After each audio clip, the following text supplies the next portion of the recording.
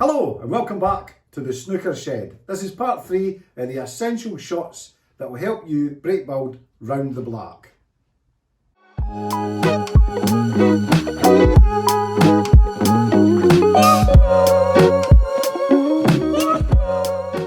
So, if you haven't had a chance to look at part 1 and part 2, part 1 was high on the black. Part 2 was in line with the black. So how many times have we played that high on the black or played the inline black and the position just isn't right? For me, I've done it hundreds of times. So today, what we're going to look at is when you do get into these positions, how I've managed to get out of them. So what we're going to do is we're going to look at a dead straight black. I have been in this position countless amount of times. All is not lost here. In fact, sometimes this is a preferred position. If you're, as the table sits now, you've got a red below the black, it's easy just to run through. Remember though, this is a simple shot, so pay more attention to the position because that could get lost easily. Okay, so with a straight black, you can only really go forward or back. And now we're going to look at coming back with a bit of screw. This one will take a wee bit more practice. So take your time, deliver the cue nice and sweet. We'll certainly look at how to play screw back shots in further videos. So we've screwed the ball off the side cushion and headed back up the table. As you advance in your game, you could add a wee bit of side on that. That'll encourage the cue ball to go further up the table. So to play that shot with reverse side, I'm on the green side of the table and I'm playing it with left hand side at the bottom of the cue ball. Could I just jump in here just to let you know that the Snooker Shed is now on Facebook. We've created a wee Facebook community so all our snooker players could chat all day long. Let's share our ideas, let's share our breaks, let's share all the experiences we all get out of this great game.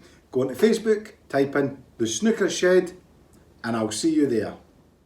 So let's look at the next shot. And this one is a wee tricky one. I've been here loads of times. So the cue ball's no straight with the black, it's no high enough on the black to get a good stun shot. It really means that going forward and back is my only options once again. So what we'll do is we'll have a look at the stun shot just to show you what actually happens when we do stun the ball off the bottom cushion. As you can see, the stun shot really doesn't work that well on this occasion. You could probably get a decent position from a really low red and like try to get on this one with a stun shot, but you really are trying to hit the ball really hard and that makes the pot much more difficult and missable. So what we're going to look at is we're going to look at just screwing back the first shot. So I'm going to play this with hopefully enough screw to bring it off this cushion. Centre ball striking, just nice and low.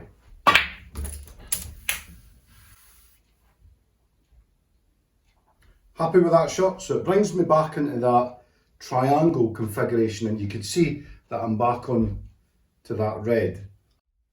Okay, so you've mastered the screw shot on centre ball striking. Let's take that just a wee bit more advanced. What I'm going to do is play a wee bit of reverse side, which is hitting the ball on the right hand side in this case, on the yellow side of the table, nice and low.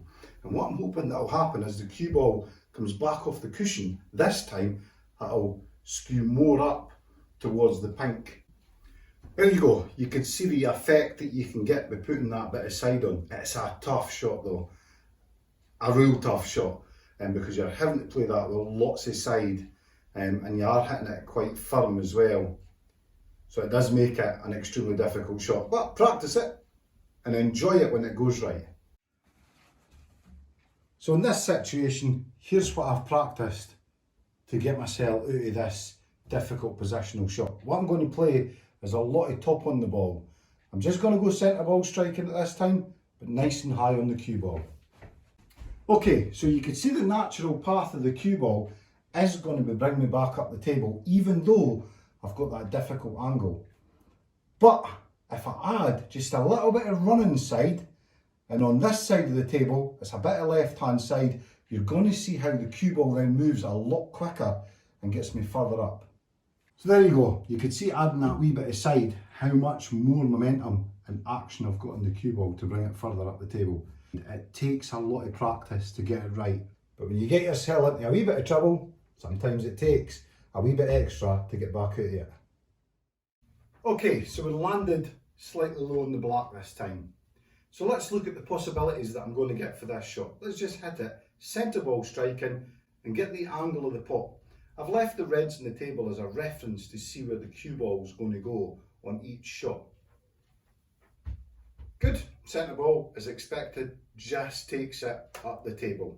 Let's play it now with a wee bit of stun.